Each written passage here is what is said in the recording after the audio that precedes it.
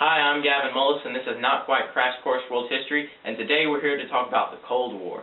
First off, the Cold War was full of spies and missiles. It's like a script to an epic James Bond movie. So since this video can't be too long, we're going to give you a brief summary of how cold was the Cold War.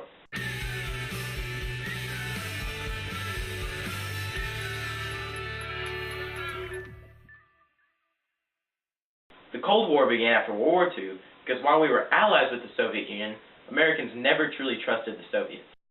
And the USSR pushed what little trust there was by insisting that Europe come under Stalin's iron rule. Once the war came to an end in 1945, FDR died and his successor, Harry Truman, turned out to be even more opposed to communism. While Truman favored a democratic Europe, Stalin had a very different approach. From 1945 to 1947, Stalin put pro-communist regimes in Europe. America used a strategy called containment trapping to keep this communism under control. Stalin's continued efforts angered Truman, and this widened the gap between the two superpowers. Now before we get to the juicy part, let's go to the open letter. But first, let's see what's in the secret compartment.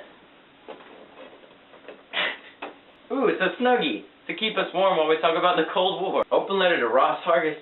Thanks for the Snuggie. I never wear it, but it actually came in handy this time. And this is awesome. I love this. It's a globe, it's a paperweight, but it's awesome. Thanks, Ross. Now let's get into the chilly part. Stalin was a cruel father, as you might have imagined, but he was especially cruel to his son, Niko Dushugoshvili, which led his son into shooting himself in the brain. Surprisingly, he didn't kill himself, and his father walked in after hearing the gunshot. Instead of helping his son, he criticized him on his aim and says he can't even shoot straight. What? Wait, Mr. Mullis. Wasn't his son captured by the U.S.? Yes, he did, and when the U.S. offered to trade the son for hostages, fatherly Stalin declined. The Father of the Century Award goes to anyone but Stalin. Not only was he a terrible father, but he was a terrible husband as well. When his wife died, Stalin said that he would never love again. So he visited her family and killed them all. Seems reasonable, said no one ever. Dear Stalin, you suck. Love Crash Course Student Edition. Now, on to the nuclear arms race. No.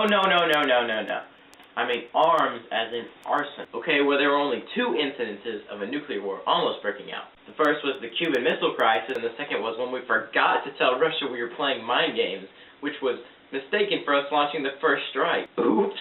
Ever since the bombing of Japan, we've had the capabilities to wipe out all of mankind a few times over. Now I am become death, the destroyer of worlds. So let's just go deeper into this. America, we got nukes. Russia, we got nukes too. America, we just nuked you. What? Just kidding. That's a great idea, America. Now we're going to quickly hit the next topic. Spies. Spies were everywhere. Soviets hardly had a clue on how to make a nuclear weapon.